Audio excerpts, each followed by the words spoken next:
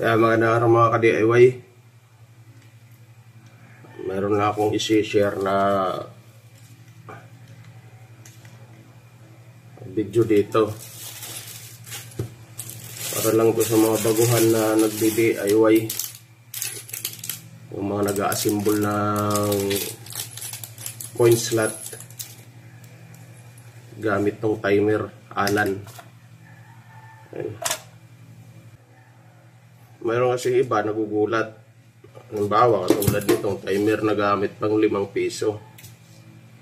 Pag naghulog na sila, piso lang yung bilang ng coins na hinuhulog. Kasi nga, walang ano yun, may kunting mali lang dun sa pagsalpak. Dito lang yung problema nun mga ka-DIY kung bakit naglilimang piso lang yung hulog. Ay nagpipiso lang yung hulog sa 5 piso. Ayan, pakita ko sa inyo.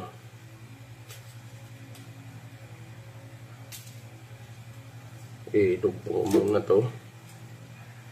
Kasi bago lang kasi to eh. Mag-a-assemble ako ng bagong timer. Ayan o. Bagong coin slot. Binili ko kay Allen din tong ano. Allen ano din to yung box. Mayroon din akong video niya kaso yung gamit kong box yung DIY ko lang na ano, plywood. Ngayon susubok ako ng ibang ano. Yan yung Allen nga na box yung gagamitin. Kaya bago ko isalpak yan dyan sa loob, ay pakita ko muna itong kung saan marami mga DIYer na nagtatanong minsan dito.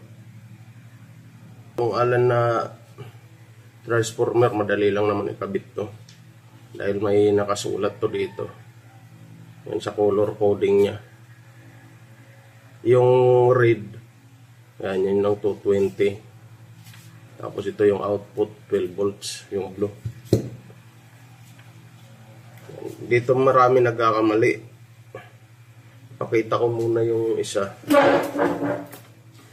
Ayan, dito mo kasi sasaksak to.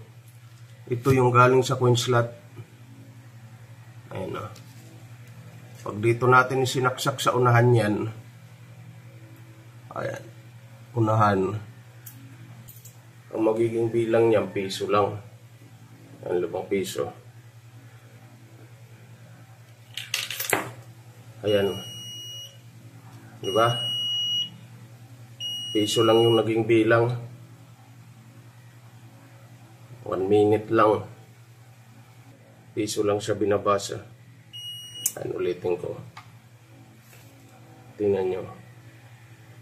Pag hulog ko, mag-i-indicate ng piso lang yan. Yan. Tapos mag-count siya ng 1 minute. Kahit i-adjust mo dito, hindi mo makukuha yung 5 piso dyan dito. Ano na kasi ito eh, sa settings na dito ng oras. Kung i-multiply mo yung piso, kung dadagdagan mo yung oras dito.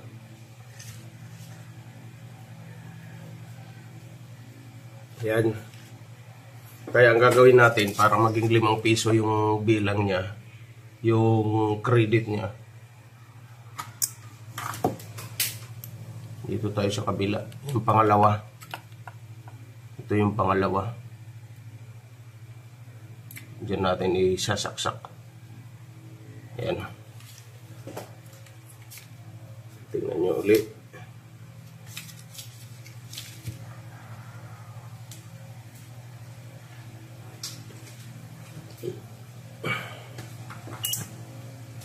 Hulugan natin ulit 5 piso.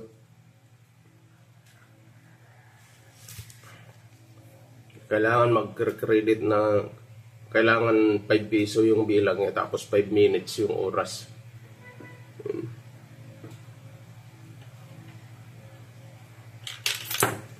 Ayan, 5. Diba? Ayan, 5 minutes yun. Ganyan lang yan mga ka-DIY. Tapos yung relay pala, galing sa relay. Ito dito, marami ring nagano dito. Pag sa relay, ang ginagamit lang talaga niyan itong dalawang kulay, brown at saka black. Ito pinuputol na to. Pinuputol na lang to.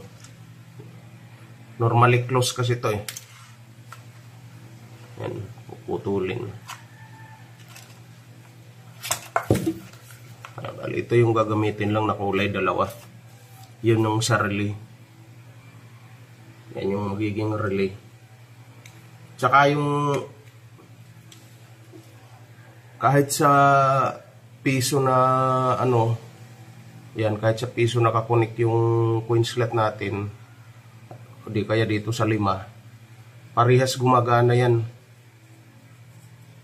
Dalawa yan, gumagana sila. Dalawang relay. Itong relay na yan ang kulay itim.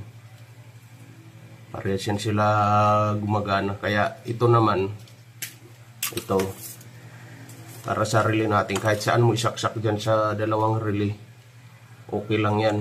Parehas yan sila gagana.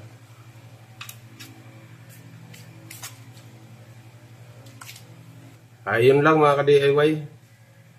Ayan, sinishare ko lang para sa mga baguhan. Kasi may nalilito rin dito. Minsan nagugulat bakit yung 5 piso lang yung credit.